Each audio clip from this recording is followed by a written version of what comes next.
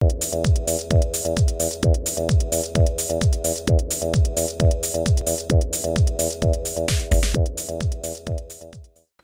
there folks, today I'd like to take a casual peek into the Batman Unlimited The Dark Knight Returns Batman action figure set from Mattel. This set was first available in the early summer of 2013 and sold at retail for anywhere from $15 to $20.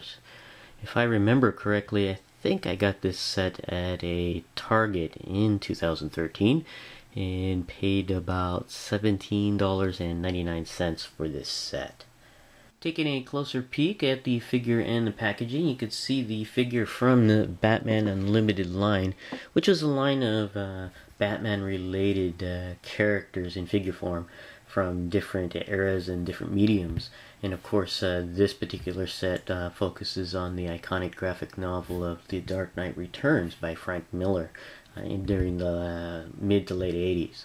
And you can see the figure here in the packaging does represent the Frank Miller style of the Batman very well. I think it is pretty cool, and he wields an accessory there, a Batarang. And the figure is in this standard packaging style for Batman Unlimited. You have the logo at the top and the description of the figure set at the bottom, and then you have here on the left a nice piece of artwork from the graphic novel, and it's one of the more iconic pieces of art from that series.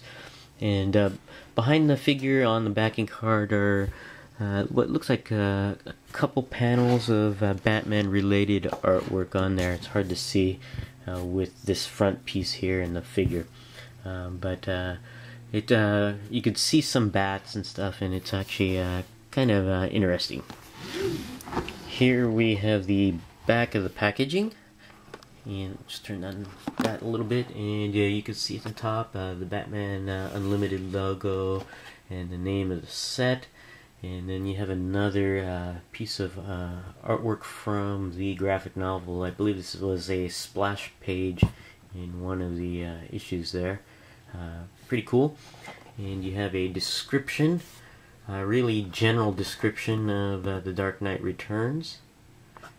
And here at the bottom we have some statistics for Batman there. And then here on the bottom right corner you have previews of other sets in this particular wave of Batman Unlimited figures. Now we'll be right back and have this figure out of the packaging. Here we have the Dark Knight Returns Batman figure out of the packaging. And I really like this figure. I think it represents the Frank Miller rendition of the Batman character very well. And I just really like it. Before we take a closer peek at the figure, we're going to go ahead and take a look at the one accessory that's included with the figure. And that's the Batarang. And we have the Batarang here. And it's a relatively simple piece. It's made of a very soft, bendable plastic. Fortunately, mine came out pretty straight while in the packaging. No warping had occurred. And you can see the Batarang here. It's very simple sculpt, very smooth other than the jagged edges on the underneath of the Batarang here. And on one side is real smooth, while the other side does have an imprint of China on there to indicate where it was manufactured from. And the figure can wield the Batarang rather well. You just stick it in between the finger and the thumb, and you can see that the figure wields the Batarang very solidly and does not fall off when moved around. So nice solid fit on the grip there. Now we're going to go ahead and take a look at the Batman figure here. And as I mentioned earlier, I really like this figure. Even though it is a reuse of a lot of parts, and I think it's actually a good decision. And if you're not familiar with this body mold, this particular body mold is actually used in another Mattel property, and that property is the He-Man and the Masters of the Universe Classics. And I think Mattel actually made a good decision in actually using this body mold for this figure. The Masters of the Universe Classics male body mold is a much stockier and bulkier mold compared to other DC superhero figure lines like DC Universe Classics and other Batman Unlimited lines. And the bulkier mold of the Masters Universe Classics, I think, actually fits the Dark Knight Returns Batman. And the Dark Knight Returns Batman is an older and a more world-weary character. And if you read the graphic novel, you'll see that the character itself is much stockier due to both age and also due to Frank Miller's rendition of the character. And this body mold actually just fits, I think, almost perfectly. And I think it's a real neat use of a body mold. I think some folks aren't too happy with that, but me personally, I really think it's a nice reuse of the mold. Now there are some, of course, more unique sculpts to it to separate it from Masters of the Universe Classics, and we're just going to go ahead and take a look at those differences and just take a closer peek at this figure. Starting off, of course, with the head. The head is, of course, a unique sculpt, and sculpted in the style of the Frank Miller Batman character and the Dark Knight Returns character. And you got the Batman with the short ears here and the very squarish looking face. And this rendition of the figure has the open mouth, almost grimacing, almost grinning type of expression on the face, which is nice. It was often displayed that way in graphic novels. Although I would have liked to have an alternate head, to have a closed mouth version of the figure that you can swap. I think that would have been really, really nice to add, but Mattel decided not to do that. But this one's still pretty good, and I think is actually quite accurate to the Frank Miller rendition of the character, and it's just really nice on there. And you can see sculpting in the eyes, or around the eyes, in the eyebrows, in the mask, the cowl area, and just some nice sculpting detail going on there. Moving down here, you have a rather smooth body suit for the character, and you have the very big bat logo on the chest that's actually templated on there, and it's pretty close to what was indicated in the graphic novel there. And not much going on sculpt wise. You can see the He-Man body mold there, but it's relatively smooth, but that's due to the nature of the suit. There was no other sculpting details on there. Although another wish that I had is if they had produced another version of this Batman figure, the one with the earlier appearance of the Batman in the Dark Knight Returns. He had the oval shaped bat emblem there, and I think it would have been really nice if they had the version of the Batman where that that oval bat oval emblem was shot out and revealing the body armor underneath. That would have been a real nice either variant or another release of the figure.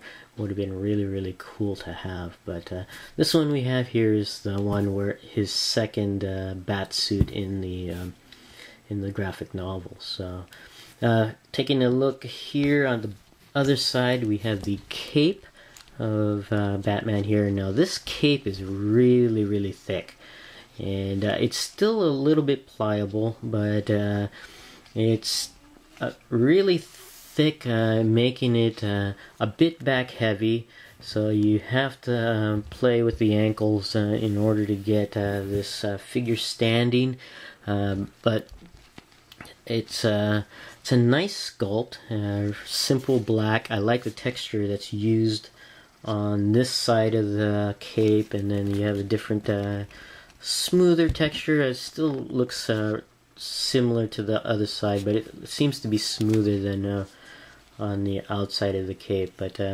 nice sculpting going on with the folds in the cape, and then you have of course the ridges to indicate the Batman persona there on the ends of the cape there. And moving over here, you have the gloves. Pretty much a restyling of the DC Universe Classics glove. Although this glove does not articulate, it's pretty much fixed on the forearm. And also you have some resculpting going on here with the, I'm not sure what you call them, but you got those bat spikes on the gloves there. And one new piece of sculpting I haven't seen before, of course, is the utility belt and the trousers there. And this utility belt is really nice. I think it's really cool, and it's got some really good sculpting detail. You can see it goes all the way around, and the sculpting even goes underneath the cape and in towards the back of the figure. You got all these little pouches, and I think it's a really neat piece to this figure. And the belt is part of the sculpt with the trousers there. It's not a separate piece, which I don't mind too much. I don't ever plan to like remove the belt or anything like that, so to have that as part of the sculpt with the trousers here, that's not a big deal to me. And this piece here is made of a separate piece, and made of a softer material, and I think it's to accommodate the articulation of the leg area. So that's kind of neat that it's not very hard plastic, or it would impede articulation. So that's kind of cool. Now moving down here, the legs of course are relatively smooth because of the suit, and it's just basic reuse of the Masters of the Universe Classics leg, and I think even the boot here. So everything from the leg on down is straight reuse and nothing new to add. Although I think maybe the feet, yeah, I think the feet is new because of the treads that are on the bottom of the feet. So that's actually kind of cool on there, and they actually have a nice detail to it. So really unique figure out of molded parts. So and a nice rendition of a Frank Miller Batman character. Now going over articulation of this figure, the head on this figure I believe is on a ball joint, so you can move the head all the way around, as well as up and down, and even tilt side to side. So the nice range of movement for the head. The arms can go all the way around at the shoulder, even though the cape does drape over the arm at the back. It doesn't impede it too much. The arms can go in and out at the shoulder. There is bicep articulation that you can move the arm all the way around at the bicep. There's a single hinge at the elbow that allows you to bend the arm about this much inwards and that far out. And again, no swivel at the top of the glove, but there is a swivel at the wrist, so you can turn the hand all the way around. The torso has a hinge that allows you to bend the figure downwards, as well as up and back, although the cape does impede some of the backward movement due to the sculpt. And there is waist articulation that you can turn the figure all the way around. The legs at the hip are those typical Masters of the Universe Classics hip joints with a hinge and swivel that allows you to move the leg upwards about that much, down and back, as well as outward movement about that much. And there is also a swivel at the top of the thigh. You can turn the leg all the way around if you wanted. And no thigh swivel, but there is a hinge at the knee. Allows you to bend the leg about that far back and this far forward. And there's a swivel cut at the top of the boot. Allows you to turn the boot all the way around. And there's also articulation at the ankle. Allows the foot to bend downwards about that much, upwards about that much, and there is a bit of ankle pivot, which was common in Masters of the Universe Classics line, but this one seems to be a little bit more limited. That may be due to the new sculpt of the foot, just not accommodating the ankle there. Overall, a figure that I really like. It brings back nostalgia for the Dark Knight Returns that I read back in the late 80s, mid to late 80s. And the image of this figure in figure form, I just really dig. This is my casual peek into the Batman Unlimited, the Dark Knight Returns Batman action figure. Thanks for watching, and I'll see you guys next time.